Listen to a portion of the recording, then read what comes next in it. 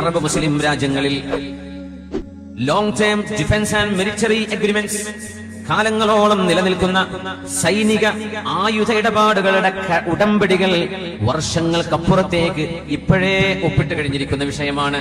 ഇത് അല്ലാഹുവിന്റെ റസൂൽ പറയുമ്പോൾ ജസീറത്തുൽ അറബാണ് ഇവിടെ ഉദ്ദേശിക്കുന്നത്.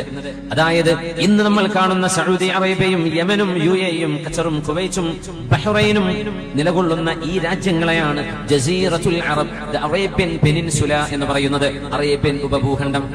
അവിടെയുള്ള ആളുകളിൽ സംഭവിക്കുന്ന വിഷയമാണ് നബി തങ്ങൾ ഈ പറയുന്നത്. 9,60,000-ഓളം വരുന്ന ശത്രുക്കളായി യൂറോപ്യന്മാരോട് നിങ്ങൾ യുദ്ധം ചെയ്യുന്നതിന്റെ മുമ്പ് അവരും നിങ്ങളും തമ്മിൽ സമാധാനപരമായ കരാറിൽ ഒപ്പുവെച്ചിട്ടുണ്ടാകും. മുസ്ലിം ഭൂരിപക്ഷ രാജ്യങ്ങളിൽ, ഈജിപ്ത് അടക്കമുള്ള രാജ്യങ്ങളിൽ അമേരിക്കൻ യൂറോപ്യൻ സൈന്യത്തിന്റെ ബേസുകളില്ലാത്ത രാജ്യങ്ങൾ ഇല്ല തന്നെ. നിങ്ങൾ ആലോചിച്ച് നോക്കൂ.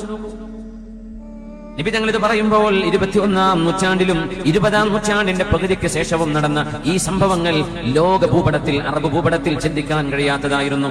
എണ്ണയുടെ കണ്ടെത്തലിന്റെ ശേഷം, അതിന് മുമ്പില്ല. അതിനു മുമ്പ് മനുഷ്യന്മാർ ആട്ടിടയന്മാരാണ്. എണ്ണ കണ്ടെത്തപ്പെടുന്നത് 960-കളിൽ. അതിന് ശേഷമാണ് അവിടെ സാമ്പത്തികമായ ബൂമിംഗ്, സാമ്പത്തികമായ മുന്നേറ്റം ഉണ്ടാകുന്നത്. അതിൽ പിന്നെയാണ് ലോകരാജ്യങ്ങളിൽ നിന്ന് വിദേശികളായ ആളുകൾ അവിടെ വന്ന് ജോലിക്കും ഫാക്ടറിയും കച്ചവടങ്ങളും ഒക്കെ തുടങ്ങുന്നത്. അങ്ങനെയാണ് നമ്മുടെ കാഞ്ഞങ്ങാട്ടുകാർ ഒരുപാട് ബക്കാലകളും സൂപ്പർ മാർക്കറ്റുകളും ഒക്കെ ഇവിടെ തുടങ്ങിയത്, അല്ലേ? അങ്ങനെയാണ് സാമ്പത്തികമായ ആ ഒരു ഉന്നതി അവിടെ വന്നില്ലായിരുന്നെങ്കിൽ ആരവിടേക്ക് തിരിഞ്ഞു നോക്കും? പച്ചവെള്ളം കിട്ടാത്ത നാടല്ലേ അത്? നമ്മൾ ആലോചിച്ച് നോക്കൂ. മരുഭൂമിയിൽ പച്ചവെള്ളം കിട്ടുമോ? നമ്മുടെ കേരളത്തിലാണെന്ന് സങ്കല്പിക്കുക. പച്ചവെള്ളമെങ്കിലും കുടിച്ചുകൂടെ? വല്ല പുഴയെന്നും കിണറ്റെന്നും കുളത്തിൽ നിന്നെങ്കിലും ഇത് കിട്ടുമോ? ഗൾഫ് രാജ്യങ്ങളിൽ ആ എണ്ണപ്പാടങ്ങൾ കണ്ടെത്തില്ലായിരുന്നുവെങ്കിൽ, ഡീസലും പെട്രോളും നാച്ചുറൽ ഗ്യാസും ഇല്ലായിരുന്നെങ്കിൽ ആരവിടേക്ക് ചെല്ലും?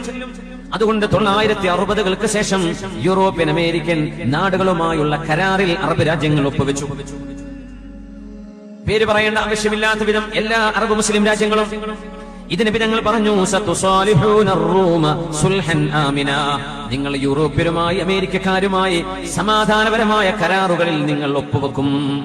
ആ കരാറിന്റെ അടിസ്ഥാനത്തിൽ നിങ്ങൾ മുസ്ലിമീങ്ങളെ അമേരിക്കൻ യൂറോപ്യൻ സൈന്യം ഒരു യുദ്ധത്തിൽ സഹായിക്കണം എന്ന കരാർ ഉള്ളതിന്റെ പേരിൽ നിങ്ങളും അവരും ഒരുമിച്ച് മൂന്നാമതൊരു ശത്രുവിനെതിരെ നിങ്ങൾ ഒരു യുദ്ധം നടത്തും. ആ ശത്രു ആരാണെന്ന് നമുക്കറിയില്ല. ആരായിരിക്കും ആ ശത്രു?